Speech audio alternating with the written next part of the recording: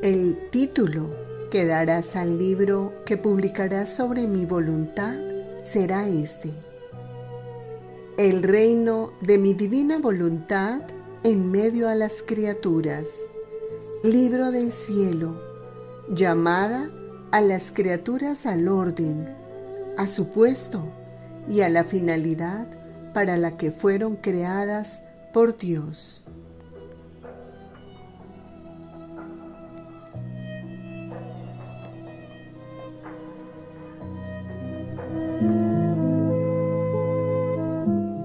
Sea atenta, llama en todo lo que haces a mi voluntad, y ella no te negará jamás su acto, para formar en ti, por cuanto a criatura es posible, la plenitud de su santidad.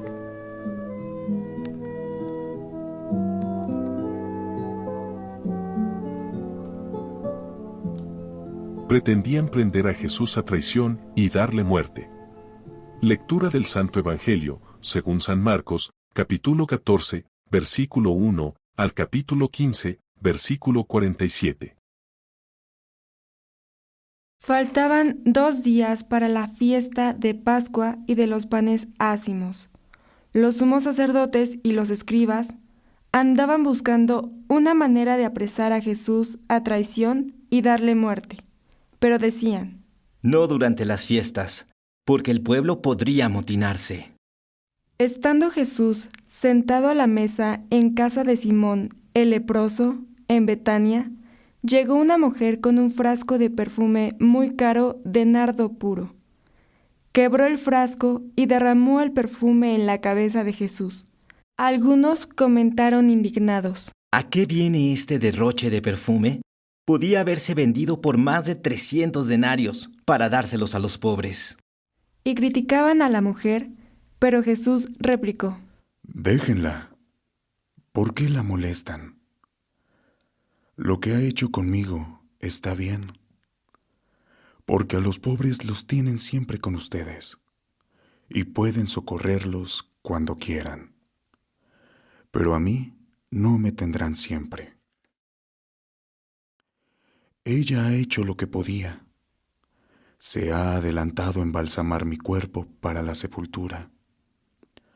Yo les aseguro que en cualquier parte del mundo donde se predique el Evangelio, se recordará también en su honor lo que ella ha hecho conmigo. Judas Iscariote, uno de los 12, se presentó a los sumos sacerdotes para entregarles a Jesús. Al oírlo, se alegraron y le prometieron dinero, y él andaba buscando una buena ocasión para entregarlo. El primer día de la fiesta de los panes ácimos, cuando se sacrificaba el cordero pascual, le preguntaron a Jesús sus discípulos. ¿Dónde quieres que vayamos a prepararte la cena de Pascua? Él les dijo a 2 de ellos: Vayan a la ciudad. Encontrarán a un hombre que lleva un cántaro de agua. Síganlo y díganle al dueño de la casa en donde entre: el maestro manda a preguntar, ¿dónde está la habitación en que voy a comer la Pascua con mis discípulos? Él les enseñará una sala en el segundo piso, arreglada con divanes. Prepárennos allí la cena. Los discípulos se fueron, llegaron a la ciudad, encontraron lo que Jesús les había dicho y prepararon la cena de Pascua. Al atardecer, llegó Jesús con los 12. Estando a la mesa, cenando, les dijo: Yo les aseguro que uno de ustedes, uno que está comiendo conmigo, me va a entregar. Ellos, consternados, empezaron a preguntarle uno tras otro. ¿Soy yo? Él respondió: Uno de los 12, alguien que moja su pan en el mismo plato que yo. El Hijo del Hombre va a morir, como está escrito. Pero ay de aquel que va a entregar al Hijo del Hombre. más le valiera no haber nacido.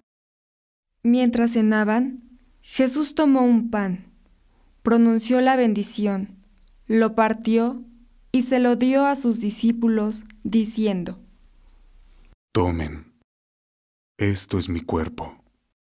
Y tomando en sus manos una copa de vino, pronunció la acción de gracias, se la dio, todos bebieron y les dijo: Esta es mi sangre, sangre de la alianza, que se derrama por todos. Yo les aseguro que no volveré a beber del fruto de la vid, hasta el día en que beba el vino nuevo en el reino de Dios. Después de cantar el himno, salieron hacia el monte de los olivos, y Jesús les dijo: Todos ustedes se van a escandalizar por mi causa, como está escrito. Heriré al pastor y se dispersarán las ovejas. Pero cuando resucite, iré por delante de ustedes a Galilea. Pedro replicó. Aunque todos se escandalicen, yo no. Jesús le contestó: Yo te aseguro que hoy, esta misma noche, antes de que el gallo cante 2 veces, tú me negarás 3. Pero él insistía. Aunque tenga que morir contigo, no te negaré. Y los demás decían lo mismo. Fueron luego a un huerto llamado Getsemaní, y Jesús dijo a sus discípulos: Siéntense aquí mientras hago oración. Se llevó a Pedro, a Santiago y a Juan. Empezó a sentir terror y angustia, y les dijo: Tengo el alma llena de una tristeza mortal. Quédense aquí, velando. Se adelantó un poco, se postró en tierra y pedía que, si era posible, se alejara de él aquella hora. Decía: Padre, tú lo puedes todo. Aparta de mí este cáliz, pero que no se haga lo que yo quiero, sino lo que tú quieres. Volvió a donde estaban los discípulos, y al encontrarlos dormidos, dijo a Pedro: Simón, ¿estás dormido? ¿No has podido velar ni una hora? Velen y oren, para que no caigan en la tentación. El espíritu está pronto, pero la carne es débil. De nuevo se retiró y se puso a orar, repitiendo las mismas palabras. Volvió y otra vez los encontró dormidos, porque tenían los ojos cargados de sueño. Por eso no sabían qué contestarle. Él les dijo: Ya pueden dormir y descansar. ¡Basta! Ha llegado la hora. Miren que el Hijo del Hombre va a ser entregado en manos de los pecadores. Levántense, vamos. Ya está cerca el traidor. Todavía estaba hablando cuando se presentó Judas, uno de los 12, y con él gente con espadas y palos, enviada por los sacerdotes, los escribas y los ancianos. El traidor les había dado una contraseña, diciéndoles: Al que yo bese, ese es. Deténganlo y llévenselo bien sujeto. Llegó, se acercó y le dijo: Maestro. Y lo besó. Ellos le echaron mano y lo apresaron, pero uno de los presentes desenvainó la espada y de un golpe le cortó la oreja a un criado del sumo sacerdote. Jesús tomó la palabra y les dijo: ¿Salieron ustedes a apresarme con espadas y palos, como si se tratara de un bandido? Todos los días he estado entre ustedes, enseñando en el templo, y no me han apresado. Pero así tenía que ser, para que se cumplieran las Escrituras. Todos lo abandonaron y huyeron. Lo iba siguiendo un muchacho, envuelto nada más con una sábana, y lo detuvieron. Soltó la sábana y se les escapó desnudo. Condujeron a Jesús a casa del sumo sacerdote y se reunieron todos los pontífices, los escribas y los ancianos. Pedro lo fue siguiendo de lejos hasta el interior del patio del sumo sacerdote y se sentó con los criados, cerca de la lumbre, para calentarse. Los sumos sacerdotes y el Sanedrín en pleno buscaban una acusación contra Jesús para condenarlo a muerte y no le encontraban. Pues, aunque muchos presentaban falsas acusaciones contra él, los testimonios no concordaban. Hubo unos que se pusieron de pie y dijeron: Nosotros le hemos oído decir: Yo destruiré este templo edificado por hombres, y en 3 días construiré otro, no edificado por hombres. Pero ni aún en esto concordaba su testimonio. Entonces el sumo sacerdote se puso de pie y le preguntó a Jesús: ¿No tienes nada que responder a estas acusaciones? Pero él no le respondió nada. El sumo sacerdote le volvió a preguntar: ¿Eres tú el Mesías, el Hijo de Dios bendito? Jesús contestó: Sí lo soy. Y un día verán cómo el Hijo del Hombre está sentado a la derecha del Todopoderoso, y cómo viene entre las nubes del cielo. El sumo sacerdote se rasgó las vestiduras exclamando: ¿Qué falta hacen ya más testigos? Ustedes mismos han oído la blasfemia. ¿Qué les parece? Y todos lo declararon reo de muerte. Algunos se pusieron a escupirle y tapándole la cara, lo abofeteaban y le decían: ¡Adivina quién fue! Y los criados también le daban de bofetadas. Mientras tanto, Pedro estaba abajo en el patio. Llegó una criada del sumo sacerdote y al ver a Pedro calentándose, lo miró fijamente y le dijo: Tú también andabas con Jesús Nazareno. Él lo negó, diciendo: Ni sé ni entiendo lo que quieres decir. Salió afuera hacia el zaguán y un gallo cantó. La criada, al verlo, se puso de nuevo a decir a los presentes: Ese es uno de ellos. Pero él lo volvió a negar. Al poco rato, también los presentes dijeron a Pedro: Claro que eres uno de ellos, pues eres Galileo. Pero él se puso a echar maldiciones y a jurar. No conozco a ese hombre del que hablan. Enseguida, cantó el gallo por segunda vez. Pedro se acordó entonces de las palabras que le había dicho Jesús: Antes de que el gallo cante 2 veces, tú me habrás negado 3. Y rompió a llorar. Luego que amaneció, se reunieron los sumos sacerdotes con los ancianos, los escribas y el Sanedrín en pleno para deliberar. Se lo llevaron y lo entregaron a Pilato. Este le preguntó: ¿Eres tú el rey de los judíos? Él respondió: Sí lo soy. Los sumos sacerdotes lo acusaban de muchas cosas.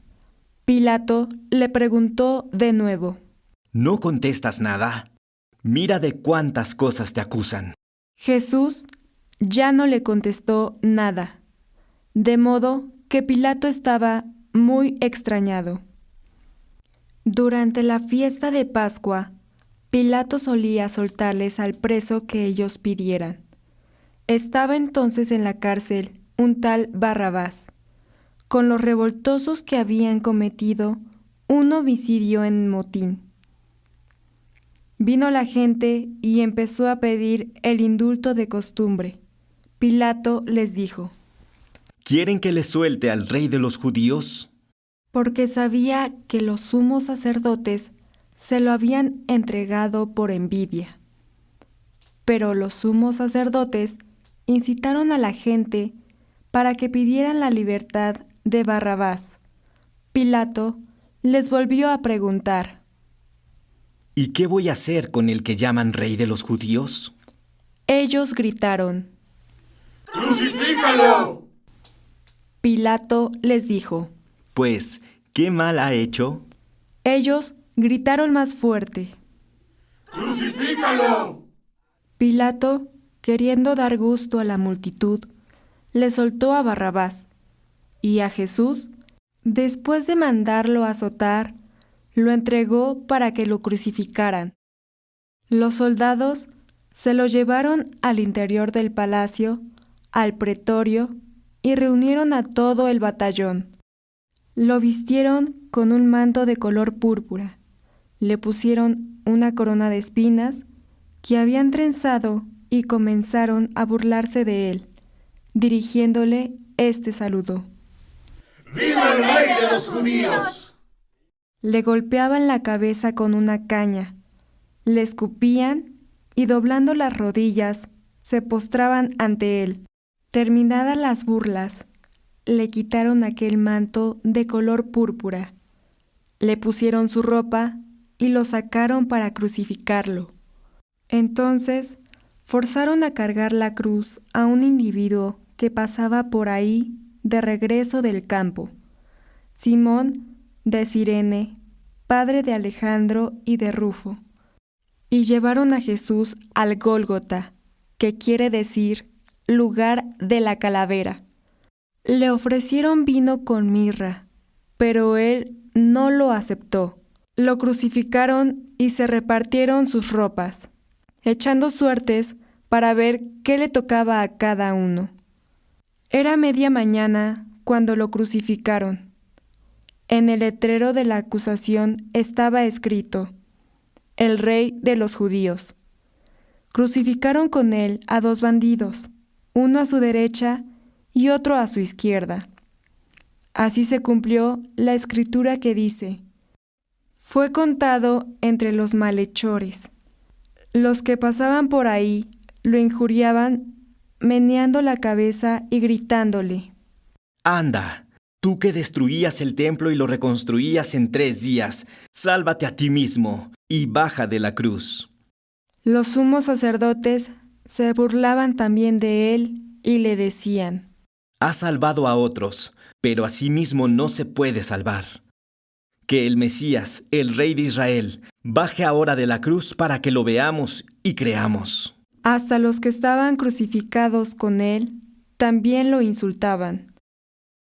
Al llegar el mediodía, toda aquella tierra se quedó en tinieblas, hasta las 3 de la tarde. Y a las 3, Jesús gritó con voz potente: Eloi, Eloi, lema sabactani. ¿Qué significa? Dios mío, ¿por qué me has abandonado? Algunos de los presentes, al oírlo, decían: Miren, está llamando Elías. Uno corrió a empapar una esponja en vinagre, la sujetó a un carrizo y se la acercó para que bebiera, diciendo: Vamos a ver si viene Elías a bajarlo. Pero Jesús, dando un fuerte grito, expiró.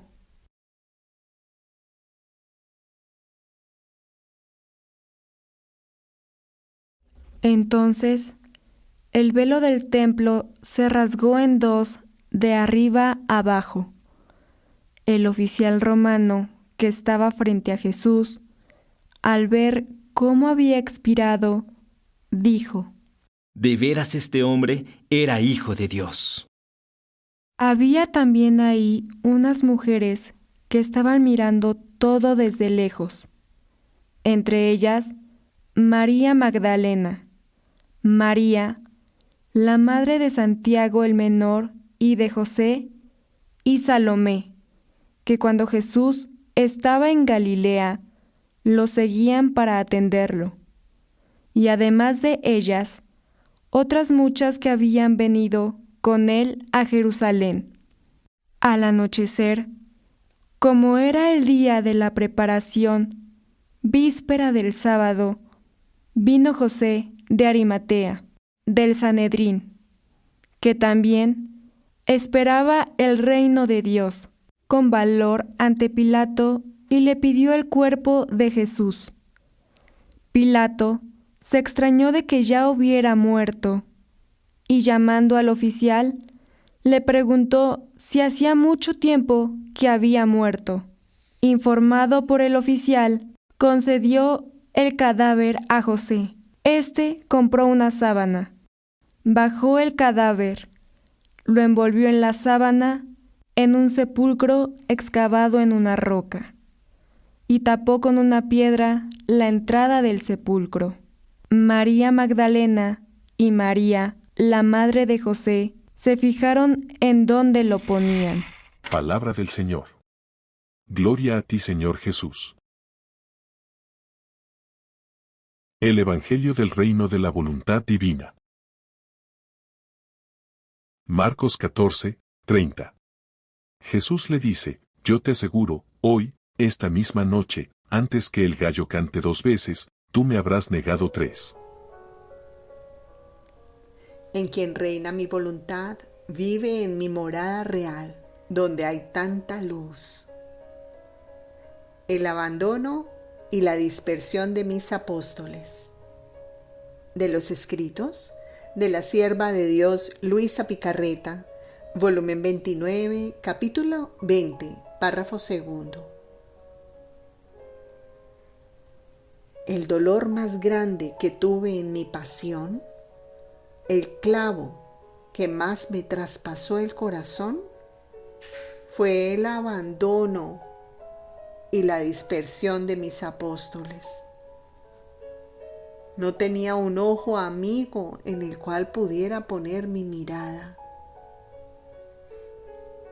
El abandono, las ofensas, la indiferencia de los amigos supera, por cuanto a todos los dolores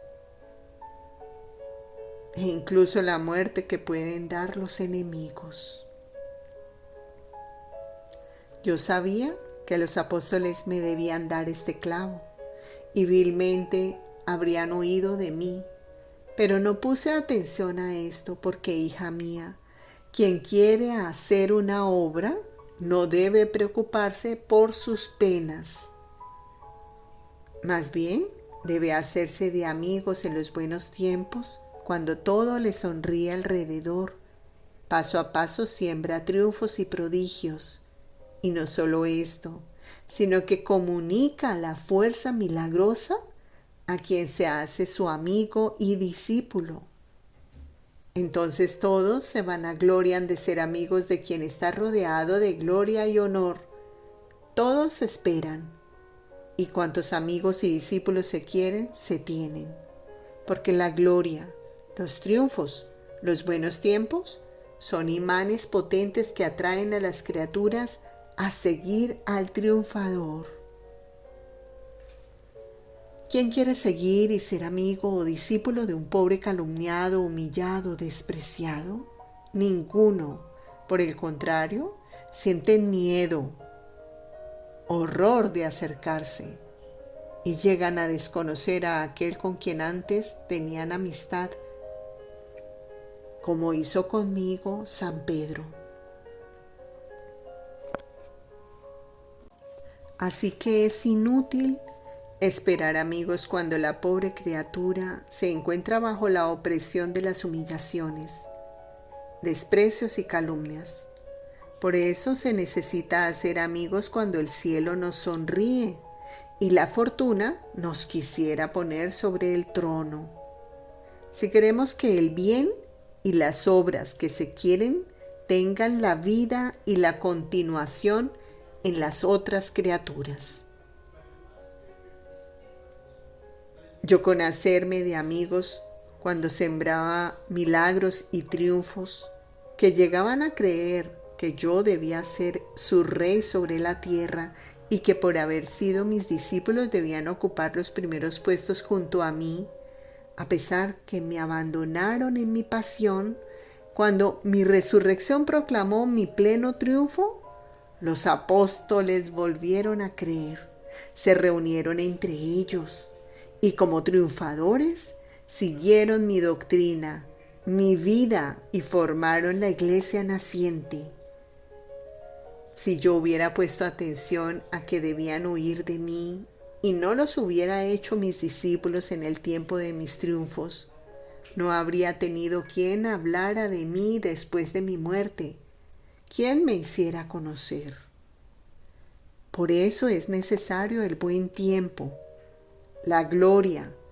Es también necesario recibir clavos traspasantes y tener paciencia para sufrirlos, para tener material en mis obras más grandes, para que tuvieran vida en medio a las criaturas.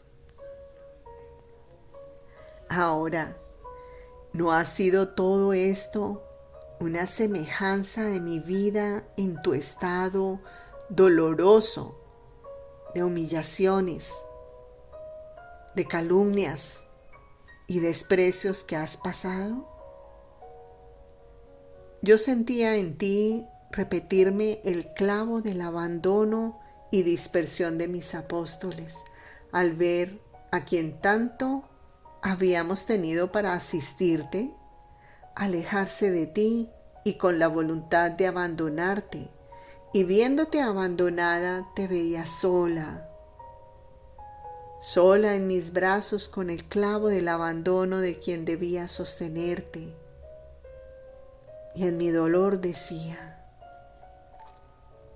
mundo malvado, ¿cómo sabes bien repetir las escenas de mi pasión en mis hijos? Y yo ofrecía tu amargura por el triunfo de mi voluntad y para ayuda de aquellos que deberían hacerla conocer. Por eso, ánimo en las circunstancias dolorosas de la vida, pero debes saber que tu Jesús no te abandonará jamás. Yo no sé hacer estas cosas. Mi amor no es de naturaleza voluble, sino firme y constante. Y lo que digo con la boca me sale de la vida del corazón. En cambio, las criaturas dicen una cosa y sienten otra en el corazón. Mezclan muchos fines humanos incluso en el hacer amigos. Por esto, cambian de acuerdo a las circunstancias. Por eso la dispersión de quienes parecía que querían poner la vida en los buenos tiempos y que vilmente huyen en el tiempo de las humillaciones y desprecios, son todos efectos de la voluntad humana. Ella es la verdadera cárcel de la criatura. Y es hasta en el arte de saber formar tantas pequeñas estancias, pero todas sin ventanas, porque ella no pretende formar aperturas para recibir el bien de la luz. Por eso las pasiones, las debilidades, el miedo, los temores excesivos, la inconstancia, son tantas estancias oscuras de su cárcel, y que ahora queda obstaculizada por una y ahora por otra. Y el miedo la hace temer y alejarse de quien está poniendo la vida por amor suyo.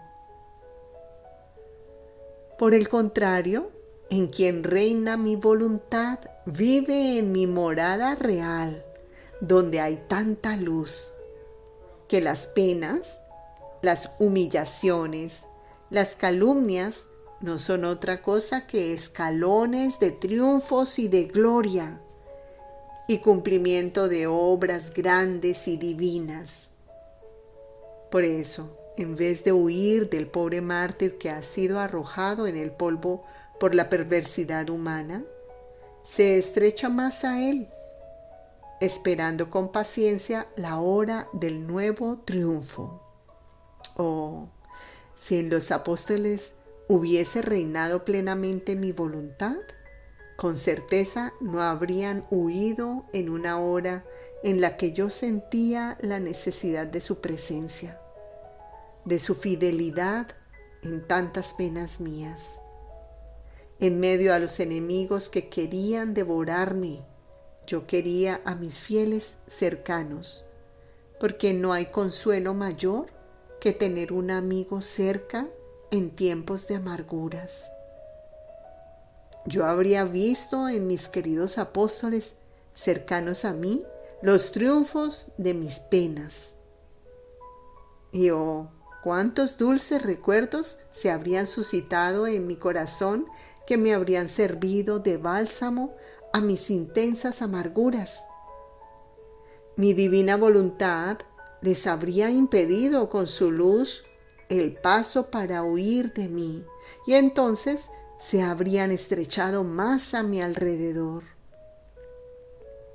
Pero como vivían en la oscura cárcel de la voluntad humana, su mente se oscureció, el corazón se enfrió, el miedo los invadió. En un momento olvidaron todo el bien que habían recibido de mí, y no solo huyeron de mí, sino que se dispersaron entre ellos. Todo esto son efectos del querer humano, que no sabe mantener la unión y solo sabe dispersar en un día el bien que se ha hecho en tantos años, con tantos sacrificios. Por eso, tu único temor sea el de no hacer mi voluntad.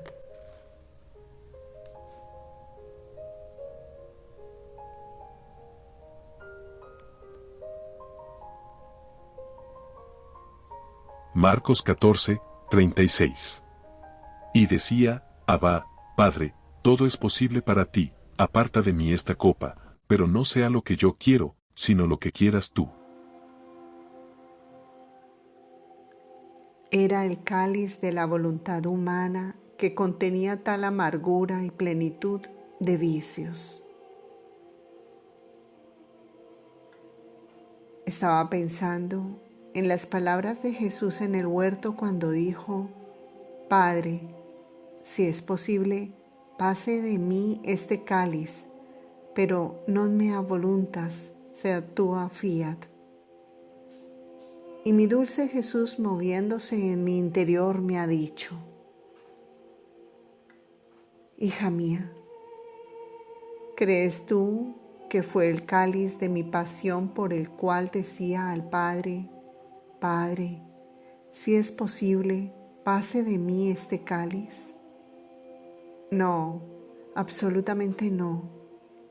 Era el cáliz de la voluntad humana que contenía tal amargura y plenitud de vicios, que mi voluntad humana unida a la divina sintió tal repugnancia, terror y espanto que grité, Padre, si es posible, pase de mí este cáliz. Cómo es fea la voluntad humana sin la voluntad divina, la cual casi como dentro de un cáliz se encierra dentro de cada criatura. No hay mal en las generaciones del cual ella no sea el origen, la semilla, la fuente. Y yo, viéndome cubierto por todos estos males que ha producido la voluntad humana, frente a la santidad de la mía me sentía morir. Y habría muerto de verdad si la divinidad no me hubiera sostenido. Pero ¿sabes tú por qué agregué y por 3 veces, non mea voluntas sea tua fiat? Yo sentía sobre de mí todas las voluntades de las criaturas juntas, todos sus males, y a nombre de todas grité al Padre, no se haga más la voluntad humana en la tierra, sino la divina. La voluntad humana sea desterrada y la tuya reine. Así que desde entonces y lo quise hacer desde el principio de mi pasión porque era la cosa que más me interesaba y la más importante, la de llamar a la tierra el fiat voluntas tua, como en el cielo así en la tierra. Yo era el que a nombre de todos decía, non mea voluntas sea tua fiat.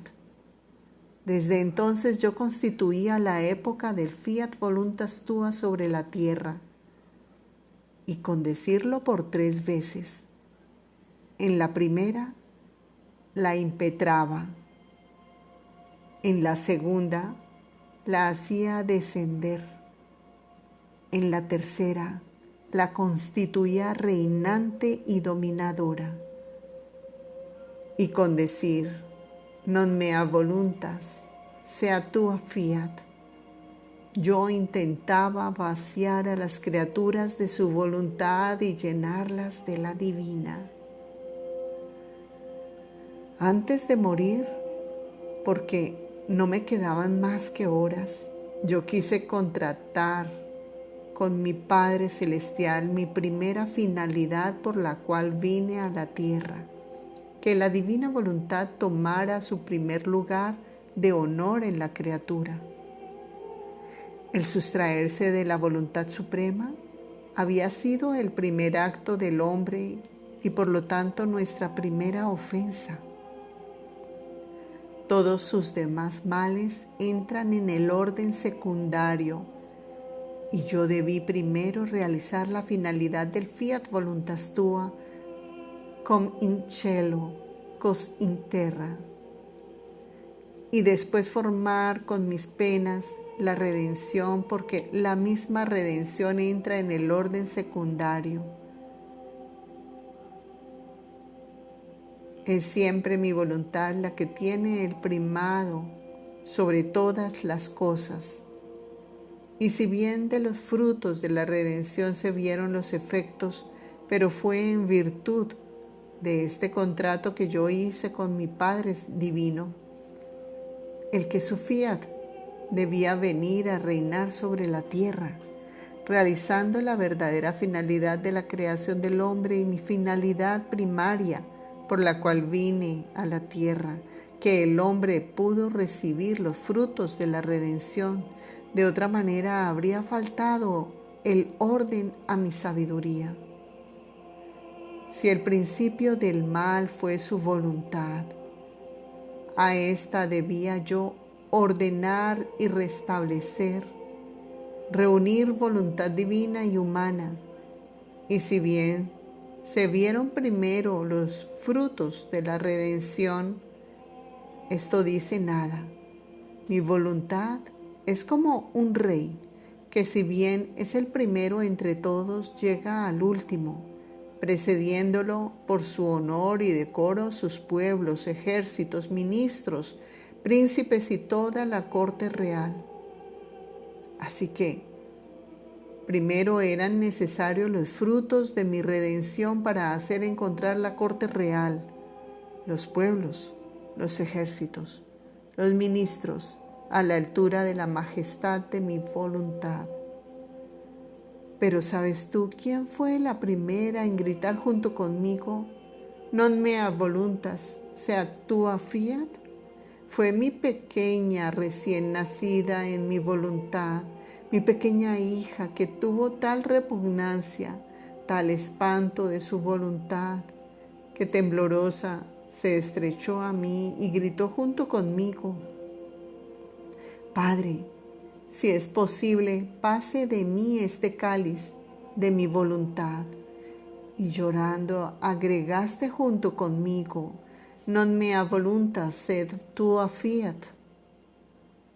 Ah, si estuviste tú junto conmigo en aquel primer contrato con mi Padre Celestial, porque se necesitaba al menos una criatura que debía hacer válido este contrato. De otra manera, ¿a quién darlo? ¿A quién confiarlo?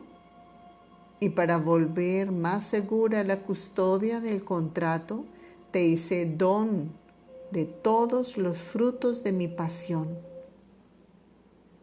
formándolos a tu alrededor como un ejército formidable que mientras hace su cortejo real a mi voluntad, hace guerra encarnecida a la tuya. Por eso, ánimo en el estado en el que te encuentras. Quita el pensamiento de que yo pueda dejarte. Esto sería en menoscabo de mi querer, siendo que tengo el contrato de mi voluntad depositado en ti. Por eso estate en paz. Es mi voluntad que te prueba, que quiere no solo purificarte, sino destruir aún la sombra de tu voluntad. Por eso, con toda paz sigue el vuelo en mi querer. No te preocupes por nada. Tu Jesús hará de manera que todo lo que pueda suceder dentro y fuera de ti hará resaltar mayormente mi voluntad y ensanchará en ti los confines de la mía en tu voluntad humana. Soy yo quien llevará la batuta en tu interior para dirigir todo en ti según mi querer. Yo no me ocupé de otra cosa, sino solo de la voluntad de mi Padre. Y como todas las cosas están en ella, por eso me ocupé de todo. Y si enseñé alguna oración, no fue otra, sino que la divina voluntad se haga como en el cielo, así en la tierra. Pero era la oración que encierra todo. Así que yo no giraba sino solo en torno a la voluntad suprema. Mis palabras, mis penas, mis obras, mis latidos estaban llenos de voluntad celestial. Así quiero que hagas tú.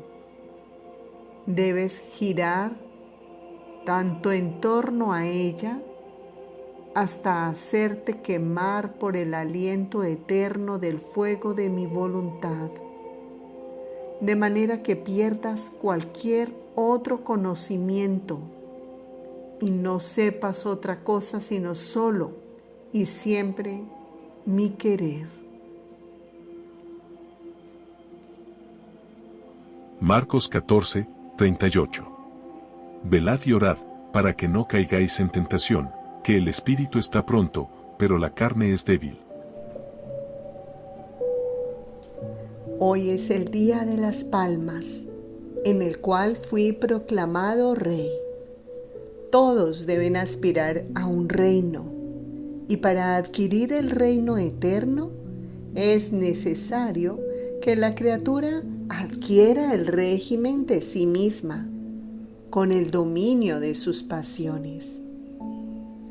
El único medio para esto es el sufrir, porque el sufrir es reinar, esto es, con la paciencia se pone en orden a sí mismo, haciéndose rey de sí mismo y del reino eterno. Marcos 15, 13. La gente volvió a gritar, crucifícale.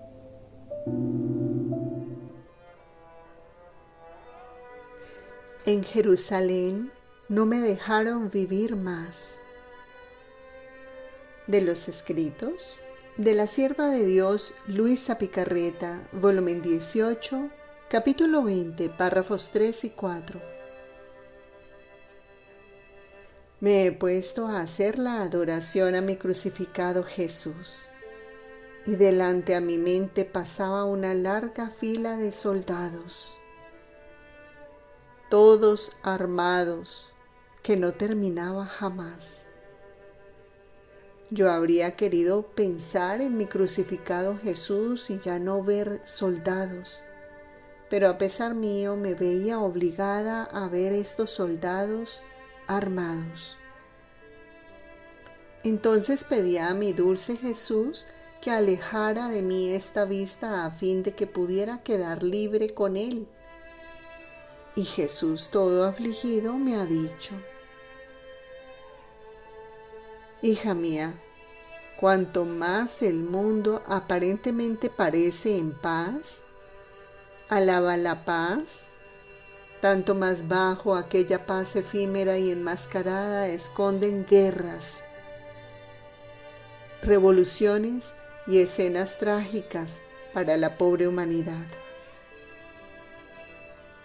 Y cuanto más parece que favorecen mi iglesia y la alaban, canten victorias y triunfos y prácticas de unión entre Estado e iglesia, tanto más cercana está la contienda que preparan contra ella. Así fue de mí, hasta en tanto que no me aclamaron rey y me recibieron en triunfo. Yo pude vivir en medio de los pueblos, pero después de mi entrada triunfal en Jerusalén, no me dejaron vivir más. Y después de pocos días me gritaron: crucifícalo. Y armándose todos contra mí me hicieron morir. Cuando las cosas no parten de un fondo de verdad, no tienen fuerza de reinar largamente, porque faltando la verdad, falta el amor y falta la vida que la sostiene. Y por eso es fácil que salga fuera lo que escondían y cambian la paz en guerra, los favores en venganzas. Oh, cuántas cosas imprevistas están preparando.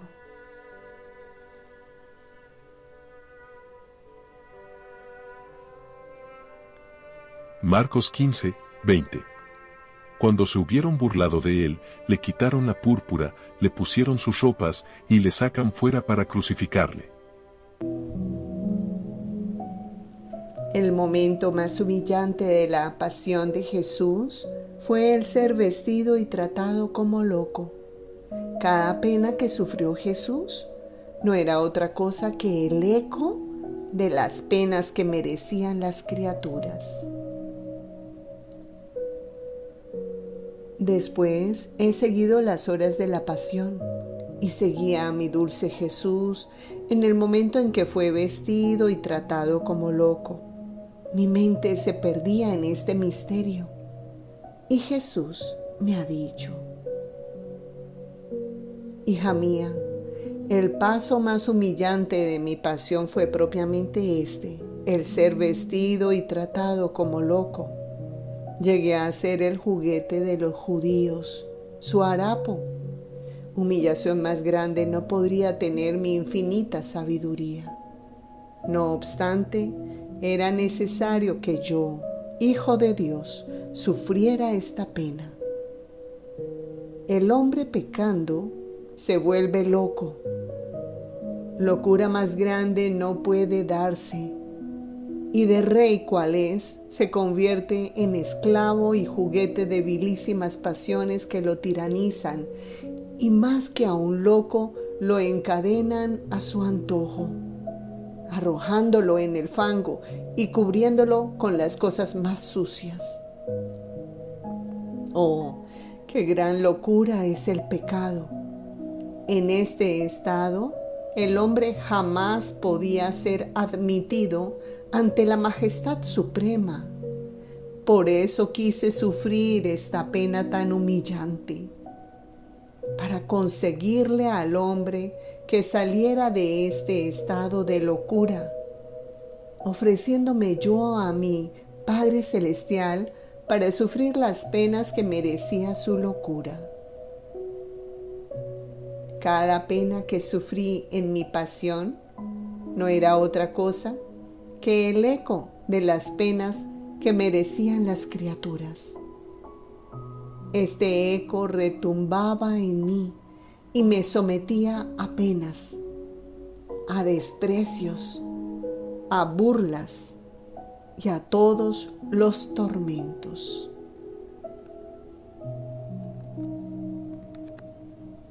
Marcos 15, 24. Le crucifican y se reparten sus vestidos, echando a suertes, a ver qué se llevaba cada uno. Lamento de Jesús en su pasión al ver repartidos sus vestidos y sorteada su túnica.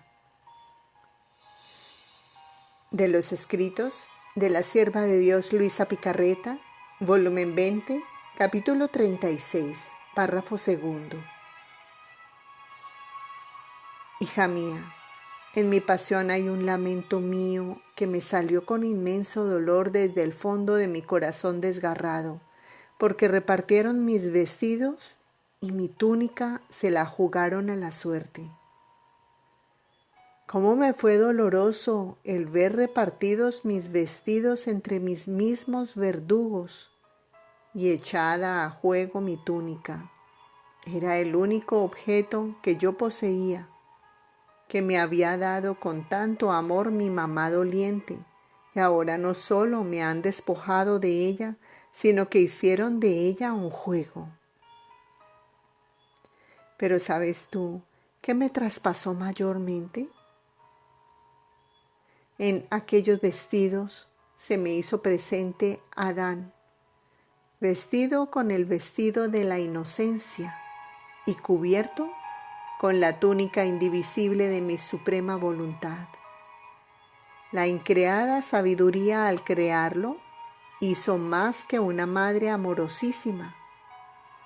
Lo vistió más que con una túnica, con la luz interminable de mi voluntad, vestido no sujeto a descomponerse, ni a dividirse, ni a consumirse, vestido que debía servir al hombre para conservar la imagen de su Creador, sus dotes recibidas, y que debía volverlo admirable y santo en todas sus cosas. Y no solo esto, sino que lo recubrió con la sobrevestidura de la inocencia. Y Adán dividió en el Edén con sus pasiones los vestidos de la inocencia y se jugó la túnica de mi voluntad, vestido incomparable y de luz deslumbrante. Esto que hizo Adán en el Edén se repitió ante mis ojos en el monte Calvario al ver repartidos mis vestidos y sorteada mi túnica. Símbolo de la vestidura real dada al hombre. Mi dolor fue intenso, tanto que por ello di un lamento. Se me hizo presente cuando las criaturas, haciendo su voluntad, hacen un juego de la mía. Y también cuántas veces dividen con sus pasiones los vestidos de la inocencia. Todos los bienes son encerrados en el hombre en virtud de esta vestidura real de la divina voluntad. Puesta a juego esta, él queda descubierto, pierde todos los bienes, porque le falta la vestidura que los tenía encerrados en él. Así que a los tantos males que hacen las criaturas con hacer su propia voluntad, agregan el mal irreparable de jugarse la vestidura real de mi voluntad. Vestidura que no podrá ser sustituida por ninguna otra.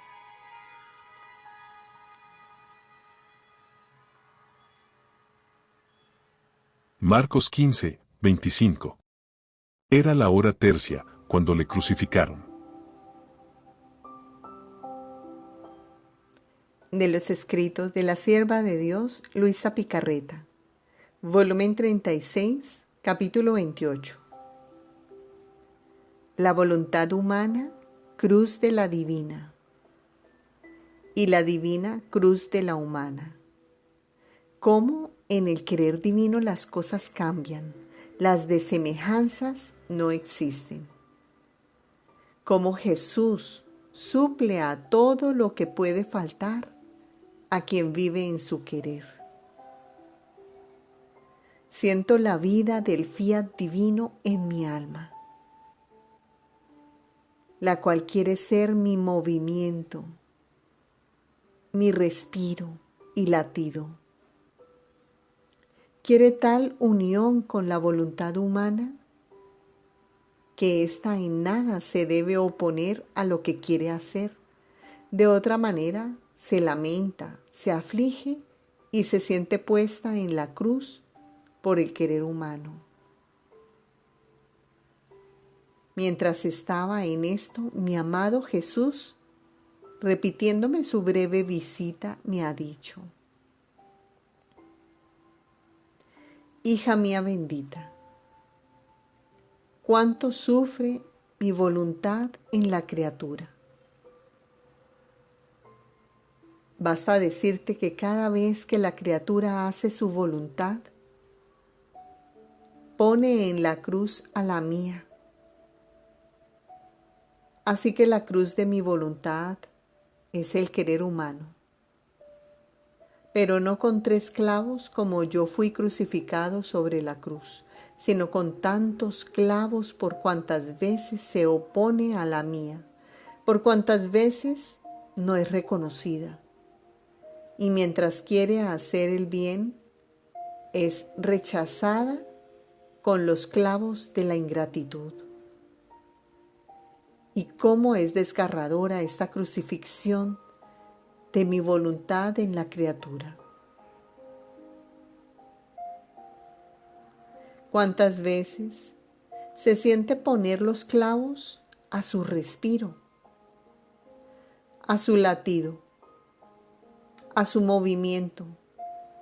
Porque no siendo conocida y que ella es vida del respiro, del latido y del movimiento, entonces el respiro, el latido y el movimiento humanos le sirven de clavos que le impiden desarrollar en ellos el bien que quiere. Oh, ¿cómo se siente poner en la cruz por el querer humano?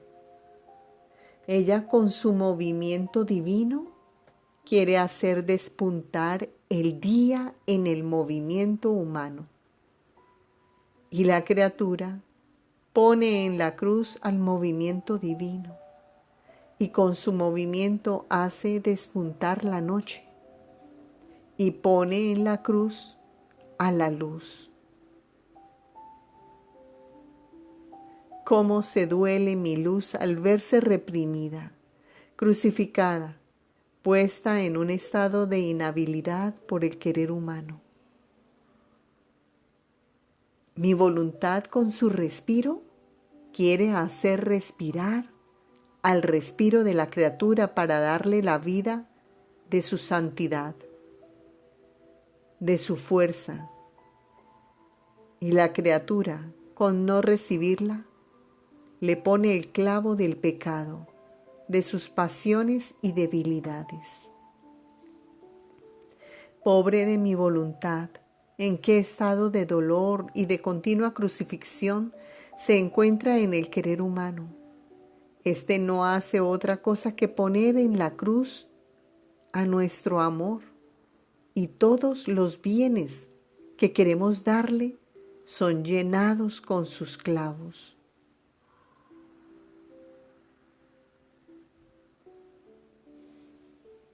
Solo quien vive en mi voluntad no la pone en la cruz. Más bien puedo decir que yo formo su cruz, pero es muy diferente su cruz de la mía.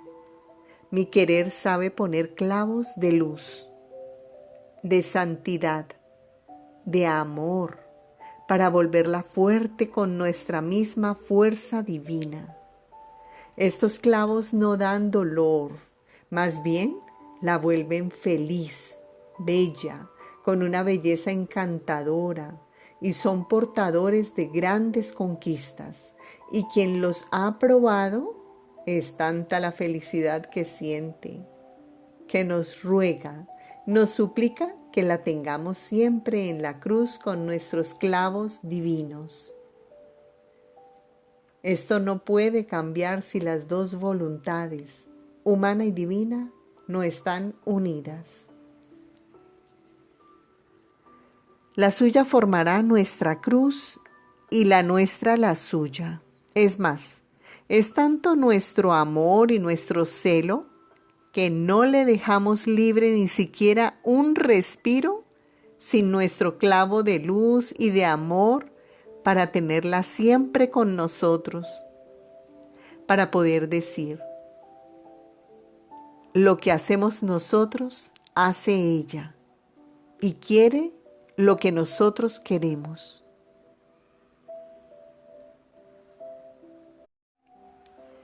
Tú debes saber que en cuanto la criatura entra en nuestro querer, todo se transforma. Las tinieblas se cambian en luz, la debilidad en fuerza, la pobreza en riqueza, las pasiones en virtud. Sucede tal mutación que no se reconoce más aquella de antes. Su estado no es más de vilísima esclava, sino de noble reina. Nuestro ser divino la ama tanto que corre en sus actos para hacer lo que ella hace. Y como nuestro movimiento es continuo, nos movemos y la amamos. Nos movemos y la abrazamos.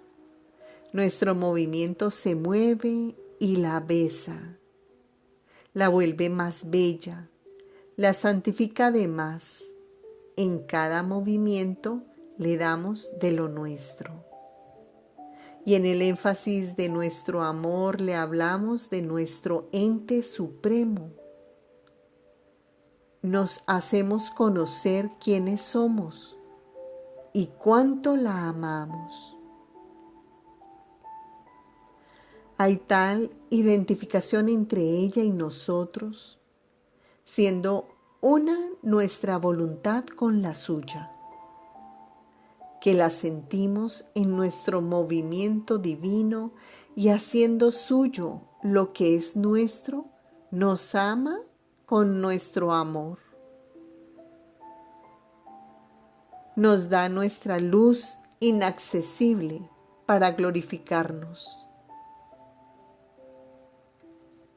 nuestra santidad para alabarnos y decirnos, Santo, Santo, 3 veces santo eres tú, tú encierras todo, eres todo.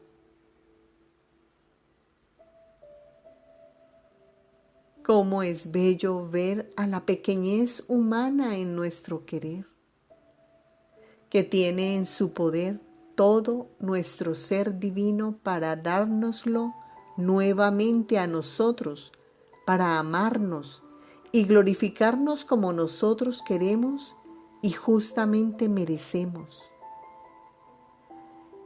En nuestro querer las partes se hacen iguales, las desemejanzas desaparecen. Nuestra unidad une todo y a todos y vuelve uno solo el acto de todos para hacerse acto de todos.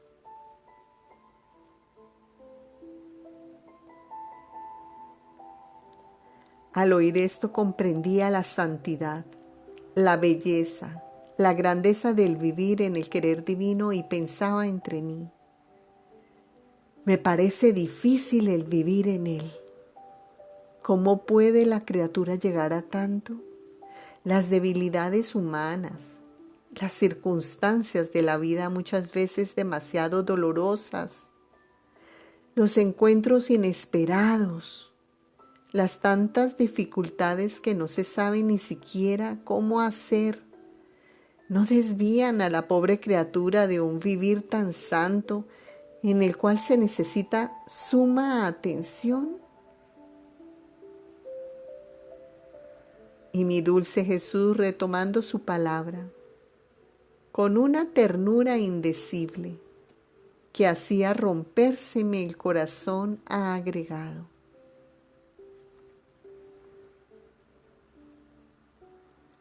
mi pequeña hija de mi querer, es tanto mi interés, mi suspiro continuo por querer que la criatura viva en mi querer, que cuando hemos tomado el acuerdo yo y ella, con decisión firme de que debe vivir en mi fiat, siendo esta mi voluntad, el primero en hacer el sacrificio soy yo, para obtener el intento de que pueda vivir en él.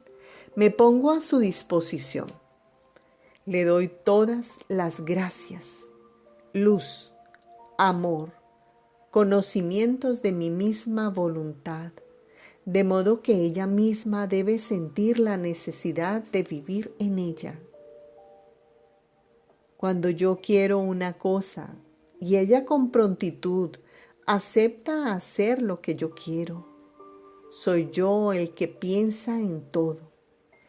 Y cuando por debilidad, por las circunstancias, no lo hace, no por voluntad o negligencia, yo llego a suplir y hago lo que ella debía hacer. Y le cedo lo que he hecho, como si lo hubiese hecho ella. Hija mía, el vivir en mi querer es vida que debo formar, no es virtud. Y la vida tiene necesidad de movimiento y de actos continuos. Si esto no fuese, no sería más vida. A lo más, podría ser obra que no tiene necesidad de actos continuos, pero no vida. Por eso, cuando por indisposición involuntaria, por debilidad, no hace lo que yo quiero, no interrumpo la vida, sino que la continúo, y tal vez en esas mismas indisposiciones está también mi voluntad, que permite esas debilidades, pues la voluntad de la criatura corre ya en la mía. Y además, entre todo esto miro el acuerdo que hemos tomado juntos, la firme decisión hecha, de la cual no ha habido ninguna otra decisión en contra. Y en vista de esto, continúo el empeño de suplirla en lo que le falta. Es más, le duplico las gracias, la circundo de nuevo amor, de nuevas estratagemas amorosas, para hacerla estar más atenta, y le suscito en el corazón una necesidad extrema de vivir en mi voluntad. Esta necesidad le sirve, porque conforme siente las debilidades, así se lanza en los brazos de mi voluntad y le ruega que la tenga tan estrechada a fin de que pueda vivir siempre junto con ella.